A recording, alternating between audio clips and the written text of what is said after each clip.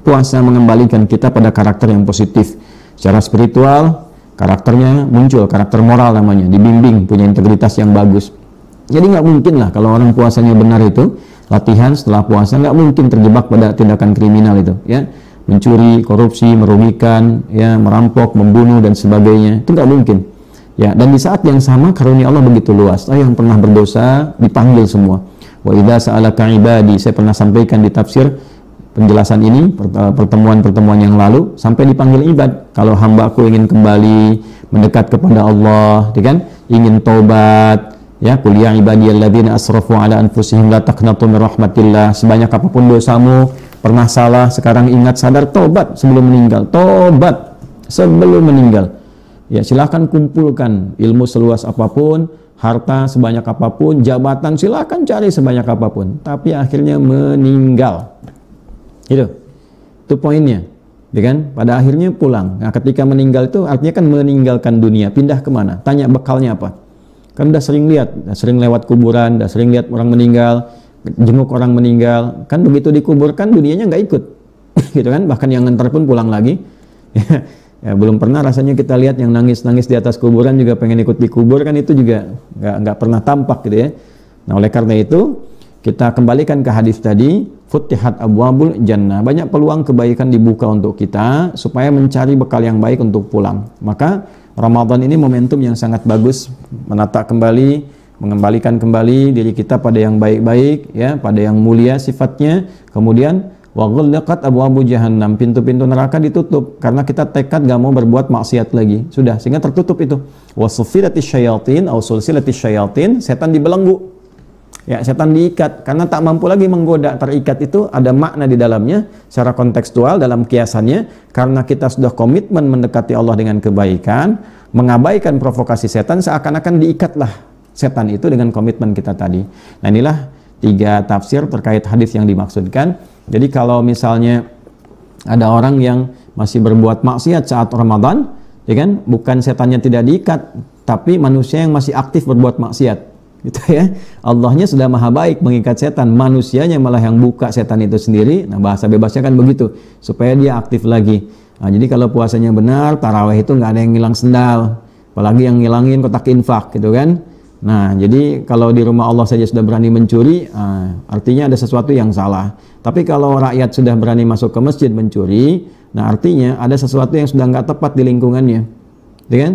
Nah, itu mesti hati-hati, Kalau sudah rata dari sifat keburukan, dicek. Barangkali yang extraordinary crime itu sudah banyak menyebar, sehingga orang sudah lupa dengan taat, ya, banyak terjerumus pada maksiat. Extraordinary crime itu yang paling parah, itu mesti hati-hati. Ya, 1, zina dengan segala bentuknya, pornografi, porno aksi, LGBT. Coba cek tuh pemerintah di setiap bagian daerah-daerahnya. Ya, apalagi kalau sudah ada LGBT, itu bahaya itu bahaya. Ya, Trump aja setram-tramnya itu, ya, POTUS Amerika yang sekarang itu kan begitu dilantik langsung mengeluarkan, ya, 1 putusannya apa, melarang LGBT kan. Ya, walaupun banyak protes ini itu dan seterusnya, tapi mengerti. Di Rusia juga sama, ya. Di Rusia itu Putin seputin-putinnya itu masih melarang itu.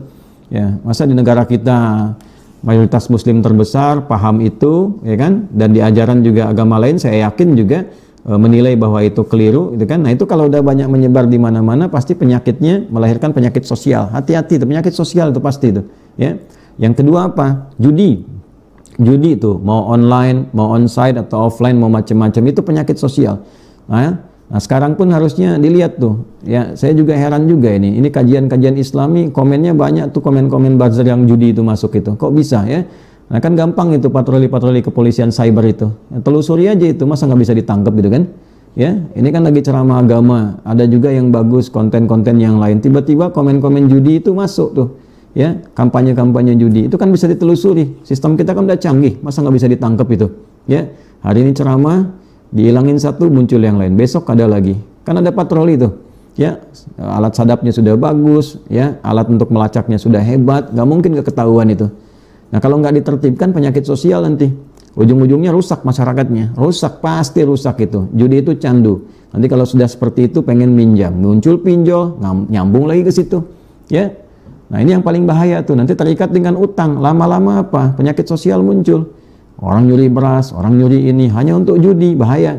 ya terjebak di situ, rumah tangga nanti rusak tuh, ya ada yang istri bakar suaminya, ada yang suami nembak, ada anak bunuh ibunya dan sebagainya. Itu terjadi apa? Ini hal di antara tiga ini, ya.